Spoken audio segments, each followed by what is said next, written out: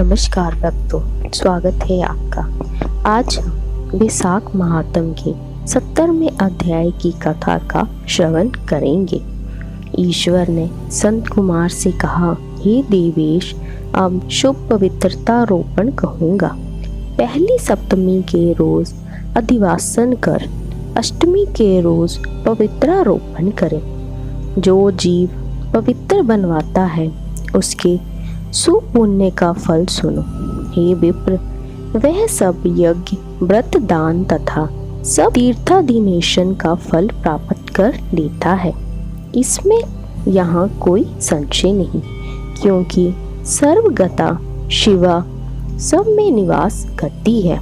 अतः ना तो आदि दुख, पीड़ा तथा व्याधि होती है, ना उसे शत्रु से उत्पन्न भय होता है, ना ग्रह से उत्पन्न पीड़ा कभी होती है, तथा उसके अल्प या महान सब काम सिद्ध हो जाते हैं। हे वत्स, नर और राजाओं के सुपुण्य की वृद्धि करने वाला इससे बढ़कर अन्य कोई साधन नहीं। संत कुमार ने कहा, हे देव महादेव, आपने जो पवित्रता रोपण कहा है स्वामिन, उसके निर्माण की विधि और उसकी सही विधि कहें। ईश्वर ने कहा, हे संत कुमार, सोना, तांबा, चांदी, विशेष रेशमी वस्त्र, कुश या काश से निर्मित या ब्राह्मणी रुई से सूत काते सूत्रों को त्रिगुण कर पुनः त्रिगुणित करने पर उनकी 360 गुना उत्तम पवित्र कहा है। 360 सूतों को उत्तम, 270 को मध्यम और 180 सूतों को अधम कहा है। जो ग्रंथि का उत्तम, 50 ग्रंथि का मध्यम तथा 36 ग्रंथि का पवित्र कनिष्ठ होता है। जहाँ 6, 3, 4, 2, 12, 24, 12 और 8 ग्रंथि का पवित्र निर्णय करें, या 108 ग्रंथि का उत्तम, 54 ग्रंथि का मध्यम, 27 ग्रंथि का कनिष्ठ पवित्र होता है। देवी प्रतिमा की नाभि सीमित पवित्र कनिष्ठ, जांग तक मध्यम, जानू तक पवित्र उत्तम होता है।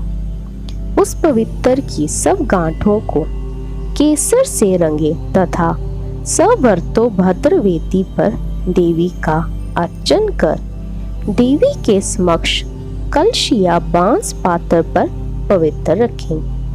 3 सूक्तों में ब्रह्मा, विष्णु और शंकर का आवाहन करें। 9 सूक्तों में ओंकार, सोम, वही, नागचंद्र, रवि, ईश और विश्वदेव का आवाहन पूर्वक स्थापन करें। ग्रंथियों में देवों के देव स्थापन की विधि कहूँगा। क्रिया पौर्षी, वीरा, विजया, अपराजिता, मनोमणि, जया, भद्रा, मुक्ति और ईशा, इन नामों के आदि में प्रणव को लगाकर ग्रंथि संख्या के अनुसार आवृत्ति कर आवाहन तथा चंदन आदि से अर्चन करें। धूप देकर प्रणव को लगाकर ग्रंथि संख्या के अनुसार आवृत्ति कर आवाहन तथा चंदन आदि से अर्चन करें। धूप देकर प्रणव द्वारा अभिमंत्रित कर देवी को अर्पण करें। यह देवी का पवित्रारोपण विधान मैंने आपसे कहा। यूं दूसरे देवों को प्रतिपदा आदि तिथियों में पवित्रता रोपण करें। उन देवों को आपसे मैं कहता हूँ। धनद श्री गौरी गणेश चंद्रमा, गुरु भास्कर चंडिका, अम्बा, वासुकी, ऋषि, चक्रपाणि, अनंत शिव, ब्रह्मा और पितृ, इन देवों को प्रतिपदा आदि तिथि में अर्चन करें। यह पवित्रता रोपण प्रधान देवों का है। उनके अंग देवों को 3 तार वाला पवित्र समर्पण करें। ईश्वर ने कहा, हे विपेंद्र, सावन महीने के दोनों पक्ष नवमी तिथि के रोज जो कुछ कर्तव्य है उसे कहूँगा।